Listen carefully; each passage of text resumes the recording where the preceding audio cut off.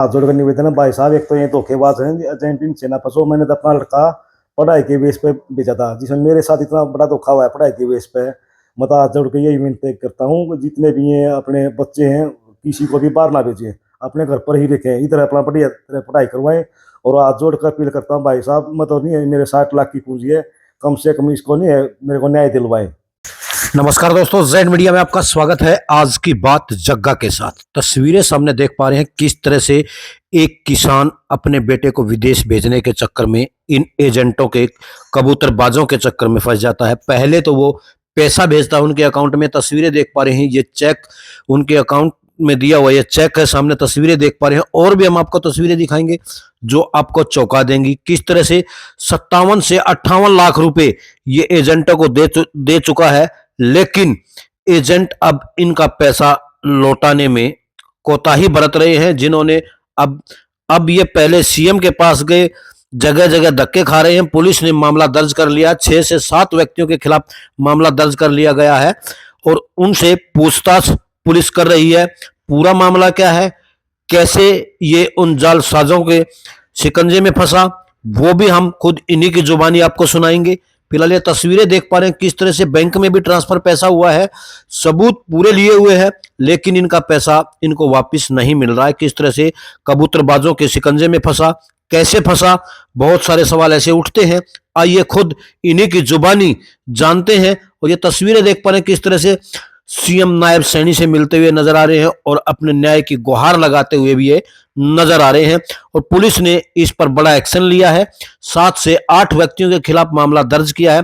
पूरा मामला क्या है, आइए खुद पुलिस व खुद इन्हीं की जुबानी जानते हैं। क्या नाम है जी आपका? मेरा देवेंद्र नाम है जी। अच्छा, कैसे क्या हुआ था बेटे का?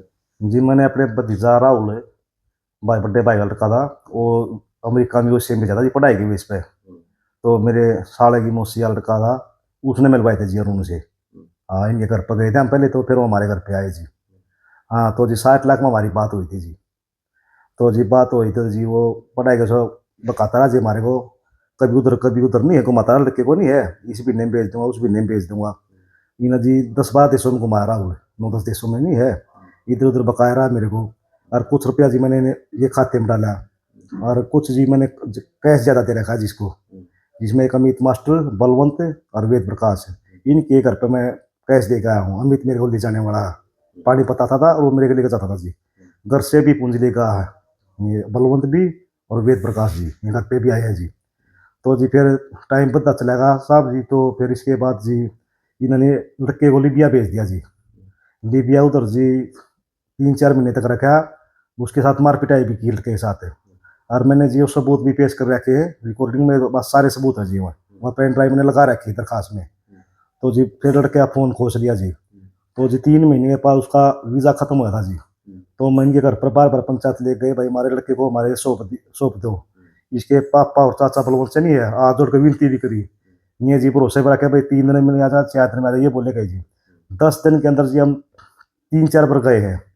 तो जी इन्होंने नहीं है, फिर मना कर दिया वेद प्रकाश ने, भाई मेरे बस की बात नहीं है, मेरे को पता ही नहीं लड़का। उन्होंने मना कर दिया जी लड़के को हमारे से देने से। तो हम बोले कोई वो नहीं भाई, हम अपने लड़के को अपने आप निकाल देंगे। इसमें अगला 7.5 लाख रुपये मांग रहा है एजेंट, जिसमें बकाया लड़का गिरवी रखा था जी।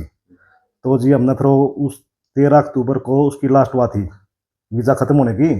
तो जी हमने किसी से बात की एजेंट से, दूसरे से, तो उसने वो लड़का निकलवाया जी वहाँ से। तो जी वो लड़का हमारा फिर वहाँ घर पे आ गया जी। हम दिल्ली से उसको लेकर आए जी, दिल्ली एयरपोर्ट पर उतरा था तो उसको लेकर आए जी वहाँ से। तो जी इसके बाद इनका फ़ोन आया वेद प्रकाश का और उनका, भाई देवेंद्र कोई दिक्कत नहीं है, तेरा पैसा हम दे देंगे सारा, तो हमारा चालान ना कटवाइए। तो उन्होंने जी मीठी बातें मांगा जी उनकी, मैं उनकी बातें सहमत हो गया। तो जी उसका लड़का फिर घर पे आया अरुण हमारे, तो उसने टाइम देगा, भाई उस दिन आ जियो और तुम्हारा पैसा मिल जाएगा, ऐसे आप कर लेंगे बैठ के। तो जी हम उनके घर पर चले गए जी। तो उधर सिद्धपुर जी, हाँ उनके घर पर उन्हें बुलाए थे जी। 3 बार उसके पापा ही कॉल भी आए, हम थोड़े लेट हो गए थे, भाई की तरह मजी रास्ते में है। तो उसके वेद प्रकाश फोन गया मेरे पास, मजी आने लग रहे रास्ते में है। तो जी उधर हमारा समझौता हुआ 58.5 लाख में, जिसमें 4 लाख जी उसने काट लिया। रुपया नहीं खर्चा है, मैं भी जी माने कोई नहीं भाई, 5-4 लाख खर्चा हो रहा, काट ले भाई। तो 58.5 लाख में जी हमारा समझौता हुआ। तो जी उसने फिर तारीख लिखवाई गई जी, पेमेंट उसकी 3 बनाई गई जी, भाई 7.5 लाख तो तेरे को कैश मिलेगा 1 हफ्ते के अंदर, और भाई 20 लाख एक मिलेगा, 31 लाख एक। वो तारीख भी जी पर्चे में पंचायत पर्चा हुआ था जी, जिसमें सरपंच साहब का भाई, उनका चाचा, गांव वाले भी थे जी उनके, और हमारे गांव वाले भी जा रहे थे जी। तो इसमें सहमति होगी जी। और टाइम आने पर जी फिर ये झूठ बोलने लगे, पैसा नहीं आया। हम फिर घर पे गए उनके दोबारा, तो जी इसके बाद नहीं है लड़का फिर भरोसा रखा भाई 10 दिन के बाद दूंगा, 5 दिन के बाद दूंगा, झूठ पे झूठ बोलता रहा। फिर भी जी उन्होंने पैसा एक नहीं दिया।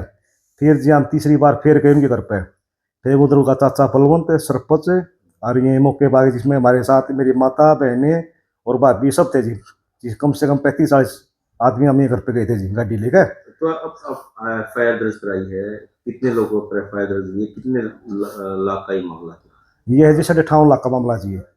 हाँ, तो जी हम इनके घर पे गए, तो इनके घर पे जाने के बाद उधर फैसला हुआ। फिर उन्होंने 51 लाख के चेक तो दे दिया हमारे को। उन्होंने बोला तेरे को 8 या 10 लाख ये मैं तेरे को कैश दे दूंगा। जिसमें सरपंच मौके पर आ गया था जी। थोड़ी देर के बाद सरपंच का भाई भी था, वो मौके पर आ गए थे।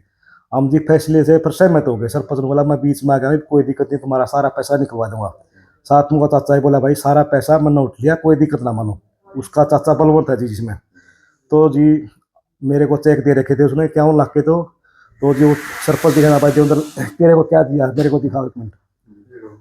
तो जी उसको दिखाया, तो जी वो 51 लाख के चेक हमने सरपंच के हाथ में दे दिए जी। जिसमें जी उसके पीछे वो बलवंत खड़े थे जी, पिछली साइड से बलवंत ने वो चेक लेके जी मुंह से पाट दिए जी।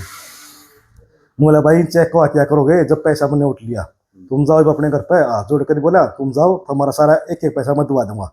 बलवंत बोला मैं ठीक है जी, चले गए। हम सरपंच के कहने पर, बलवंत के कहने पर जी हम चले गए। तो बलवंत बोला जी इबिन के पास कोई फोन नहीं मिलाना, पैसा मैं दूंगा तुम्हारा। ये बात हुई थी जी। तो जी तो आपने एफआईआर दर्ज कराई है? हाँ जी, कितने लोगों पर कराई है? FIR है जी, ये है जी 8 आदमी टोटल। तो इसके अलावा कहाँ कहाँ पर गए इसके न्याय के लिए?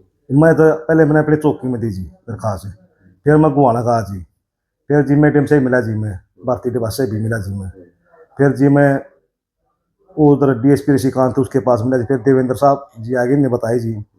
तो जी 5 महीने तो रही मेरी चौकी में, पूरे 4-5 महीने चौकी।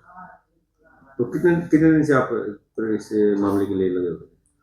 मेरे को तो जी कम से कम 7-8 महीनों के जी दरखास्त दे तो।